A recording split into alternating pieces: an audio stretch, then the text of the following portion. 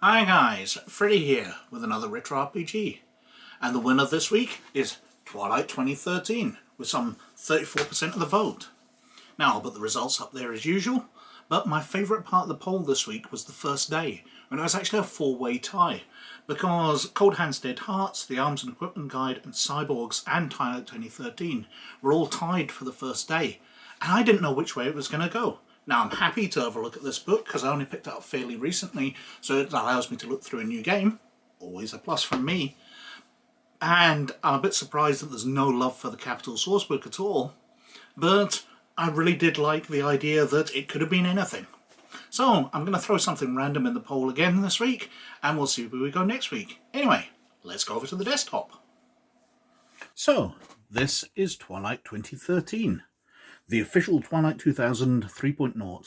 I don't know if there were many unofficial Twilight 2000 3.0s, but this is the official one. Now this is by 93 Games Studio, and it came out in 2009.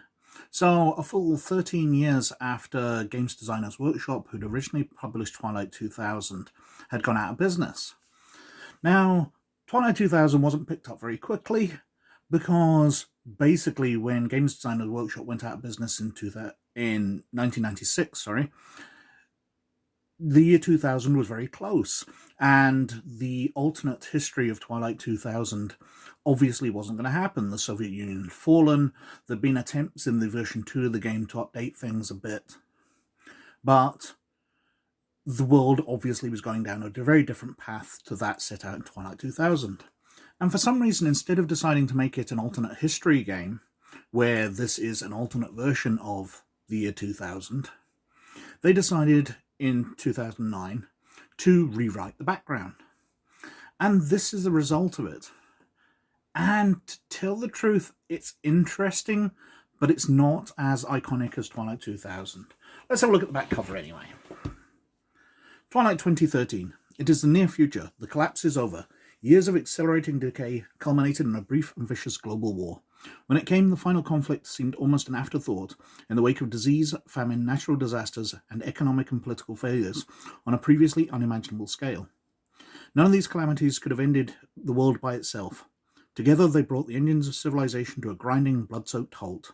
Now, as the apocalyptic last year draws to a close, scattered survivors band together against the darkness. You are one of the 10% of humanity to make it this far. Some will call you fortunate, you're not so certain. Twilight 2013 is the licensed third edition of Twilight 2000, GDW's classic role-playing game of gritty military conflict and grueling daily existence in the devastation of World War III. This core rulebook provides a complete setting in which players can take on the role of any survivors of the end of the world, from soldiers fighting the desperate last battles of the Twilight War to ordinary men and women struggling to rebuild shattered lives and cities. The stage complexity levels of the Reflex system, Twilight 2013's all-new game engine, allow games masters to balance speed, detail, and lethality according to their own preference. Will you raise the flag of a fallen nation in the hope of rallying dreams to rise phoenix-like from the radioactive ashes? Walk across half the world to see home one more time? Carry on a fight in the name of causes and leaders you've outlived? Cast your weapons into the weeds and carve out a new life where you now stand? Will you light the watchfires against the coming night, or will you help kindle the pyre of history? The choice is in your hands. The last words from home set you free. Good luck, you're on your own.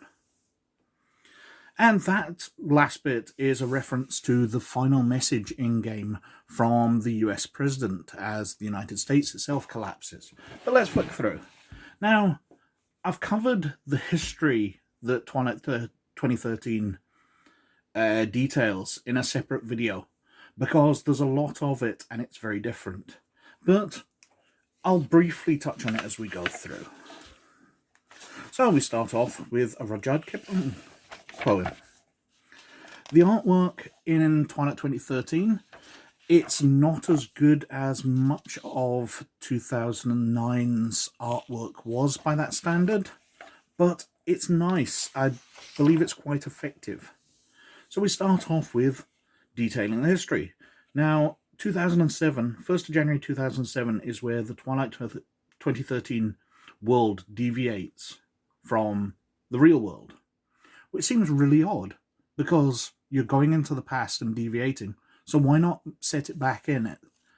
The year 99, 2000, to make it the true alternate history game it always was. Why do you need to bring it up to date? We go through as civilization collapses. Now, this is written from a very particular point of view.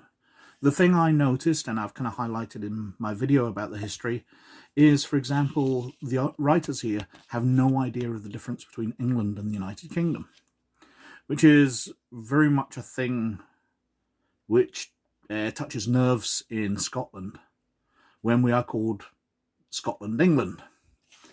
It would be like calling the United States Mexico.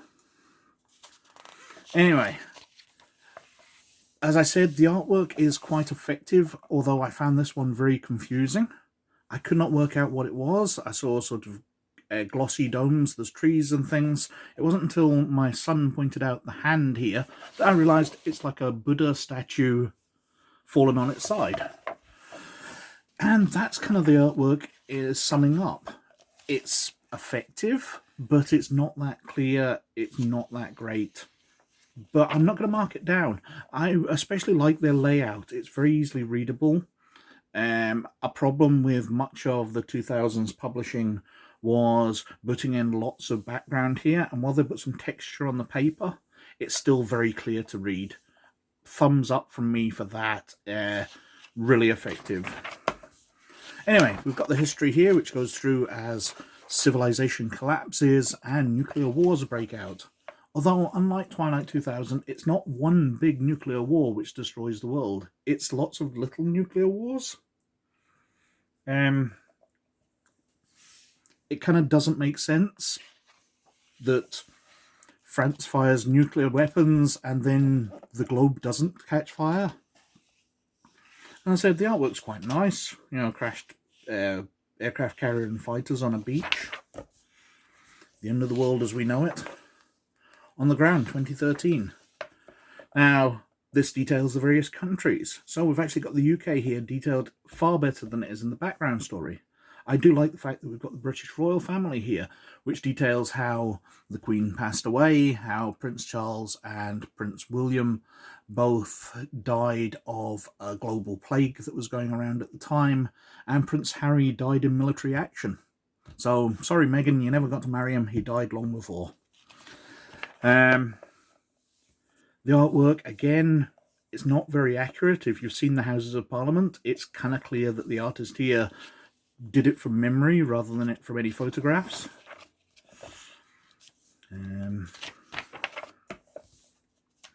So we go through all the countries of the world here,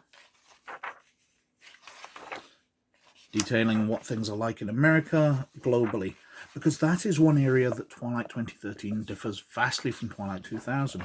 Twilight 2000 had a very easy setup. A ground war in the late 90s as the Soviet Union invades from East Germany to West Germany, causes a massive ground war. Your players are soldiers who are caught up in that ground war when the conventional war goes hot and nuclear weapons are fired. You're American soldiers in a post-apocalyptic Europe, and you've got to decide what to do. Whether you're going to go back to America, find out what's happened to your friends and family after a nuclear apocalypse, or whether you're just going to try and set up where you are. One of the ideas the game set up was that you could possibly start to play with M1 Abrams tank. Fantastically powerful military vehicle. But fuel is not going to be something you can get. So if you're setting up locally, then that's going to be great. You can use that as a turret to defend your town. But if you're trying to get back to the coast to get a boat, there's no way you're going to salvage up enough fuel to drive a tank all that way. But Twilight 2013 abandons that. Instead of making it about a particular scenario, that's what your players do. It sets up a world and drops you in there. So you can choose to be in South America, where civilizations collapsed, but it wasn't really involved in the Third World War. There's lots of drug cartels and all that fighting. Perhaps you're in Africa, where border wars sparked off. Again, they weren't involved in the nuclear war. because as funding dried up for various countries, they went to war, and border wars struck up across that continent. United States is post-apocalyptic, with wars against Canada and Mexico. You've got Europe, which is very much the setting of Twilight 2000, left pretty much intact. It sets up a lot of different ones, and that's not quite as iconic. Going through, giving you the background, so new communities, company towns, refugee camps, and non-traditional communities. And then we're on to rule system, the reflex system. Now, the reflex system is a bit clunky. It's not the best rule system. I'll go over it in a rules breakdown. But it does have some interesting features in there. The initiative system's quite interesting. The advancement system's ridiculously stupid. Basically, your chance to advance is based on a percentile roll against your age. So a 20-year-old only has a 20% chance of increasing any skill, whereas a 40-year-old has a 40% chance. So it's an excellent chance for all those 99-year-old military veterans that you've always wanted to play, who can advance their skills and become super skilled. Obviously, there are other disadvantages to being older. There are survival points built into the system where you're more likely to survive stuff if you're younger. And we've got the attributes, so we've got awareness, coordination, fitness, muscle, cognition, education.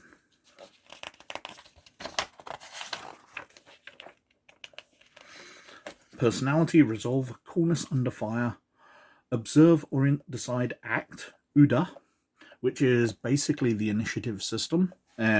Basically your chance to react to things under fire. We've got the skills, so standard ones, admiral, husbandry, aquatics, artillery, usual mixture of skills. If I flick through the skills, we've got survival points here. We've got the survivors. Character creation is actually one of the real strengths of the system. It's very good, where based on age, you've got various amounts of skills here, and then you go through their life. So you can go from education through to civilian occupation phases. Now, the thing is, access to certain occupations is based on what skills you have. So if you're trying to be a smart character who's going to have lots of skills, you might not qualify for the military. So you're going to end up with no combat skills or very low combat skills. So we've got through different careers here. Non-paying activity phases, so what your character did.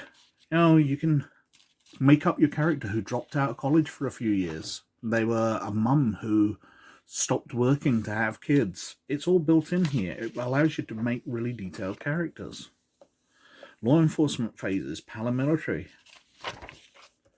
Military life path, so you can get military education. You can join officer candidate school. Different parts of the military, so armored divisions, infantry, aviation. I'm trying to flick through these. Medical, special operations. And one of the most fascinating areas is the last year. So obviously everybody's been through their life for whatever reasons they're involved in your campaign, but the last year is detailing what they did as society fell, leading up to gameplay. Displacement, irregular warfare, rural survival, twilight warfare, urban survival. How did your character go on after civilization fell? We've got advantages and disadvantages. A standard variety of stuff here. Psychological disadvantages. Hazardous duty. We've got the combat system, involving coolness under fire and observe, orient, decide, act. And it goes through. And basically, as you enter combat, you make an OODA roll to discover how many ticks you've got in a combat round. But unlike initiative systems in Shadowrun and other things where they count down a standard amount, in Twilight 2013, actions take a certain amount of ticks. So if you're aiming a weapon, it might take 7 ticks, whereas doing a snapshot from your hip will only take 3 ticks. So if you've got an action of 15 and you're going every 3 ticks, then you'll get 5 actions in that round. Reloading, moving, and all that takes up a certain amount of ticks as well. So it allows you to have a various amount of actions in a round depending on what you're doing. I like it. It's a cool system. The rules for how you do those things are a bit messed up though. Close combat tactics, damage. The page is very slick, so I'm having problems picking them apart here.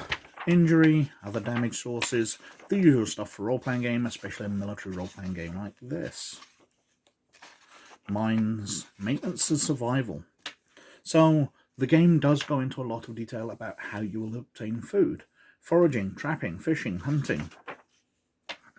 Water requirements and how you'll obtain water, where you need to decontaminate it. And the system is built up very much on that. All your equipment, for example, we'll come on to that shortly. We've got illnesses here, but all your equipment wears out. So while you might have a fantastic machine gun, not only will you have difficulty getting ammunition for that, but you won't be able to get parts for it, and it will wear out. So you're probably going to have to fall back on more common and less effective weapons. While your M16 might be a far superior weapon to the AK-47s, AK-47s might be a more common weapon lay around, so everybody will have to start using those, keeping their surviving M16 for a special occasion where they need it. Wear, maintenance and repair. Wear, maintenance and repair. I don't know what I said there. How you can break items down, cannibalize them for parts. Very well done. Very well thought out. The natural world, weather. Got the character improvement system here. Then we're on to equipment. Now, the equipment section solves one of the massive problems that I have with Twilight 2000. If we flick onto the weapons, but we can see everything's broken down. We've got random tables. So if you've got an animal, you can roll on the table to see whether you've got a donkey, a mule, a riding horse, or 2 oxen. Military vehicles, civilian vehicles. Clothing, whether it's extreme hot weather clothing, down to work boots. Detailing stuff out quite nicely. One of the things which it does really well is items of armor have different effects. So knee pads, for example, will help you resist damage to your legs and knees, but they are clumsy, so will slow down your ability to act in combat, especially taking up firing positions and things, because they're more bulky. Radio accessories, other comm systems. Survival equipment. Really going down into details here of what you need. This is post-apocalyptic, broken down very, very well into everything you'll need. I am offering nothing but praise for this here. Now, first aid kits, medical tools, medical consumables, basic hand tools. There is so much equipment here because it's stuff that you might need. And it varies. You know, the military might have infrared chem lights, but civilians will only have candles. So having details of those. We've even got computers, because we're into 2007 up to 2013. Something that was never really dealt with before in Twilight 2000. So we've got the firearms here. And we go from generic firearms, so a 38 Special, 357 Magnum, 44 Magnum, and then we've got things which are detailed. So H&K UMP machine pistol or submachine gun. Sniper rifles, we've got generic sniper rifles, and then we've got the Dragunov SVD, the M14, the M16 DMR, different shotguns. And that's one of the faults I had with Twilight 2000, is there were so many options. You know, do you really need a game where there's 50 different sniper rifles? While people who are into that kind of thing absolutely adored it, I just want to have a generic sniper rifle sometimes. And this has it. It allows you to get some detail in, but it has generic stuff that you can just drop into NPCs as required. Especially in a post-apocalyptic situation where the players aren't going to have their pick and choose of the best military equipment. They're just going to pick stuff up. And it does the same with weapons here. And then we get into the vehicles in a few pages. We're going through mortars here, explosive substances, and then we're on to the vehicles section. So we go through traits of vehicles, their systems, their armor, their fuel, multi-fuel systems, vehicles in combat, the hull, where they've got turrets, different hit locations. And then we've got generic vehicles. So we've got a bicycle, we've got a motorcycle cruiser, off-road motorcycle, snowmobile, economy car, full-size car. Vans, heavy SUV. Getting some military vehicles here. A tactical truck, an up-armoured tactical truck. And then we've got things like the BTR-80, the M1126 Striker ICV. So we go into details here of stuff that might be picked out. But you've got the generics. I like the way it handles it. Different types of boats, beasts of burden and animals. And then we're on to the Games Master's Toolkit. Rules versus guidelines, campaign types. Giving ideas about whether you want to do one-shots or an open-ended campaign or a limited campaign. Different ways of starting it up. Planning sessions, balancing challenges, the rewards, character mortality, non-player characters. We've got sample characters coming up, contacts, service contacts, sample NPCs here, from Desperate Housewife, Grizzled Farmer, Neo-Tribalist, Combat Medics. Just lots of variety here for a Games Master just to pick something up, and they've got stats they can use. Again, a big thumbs up. Beasts of Burden, Game Animals, House Cats, your Reputation.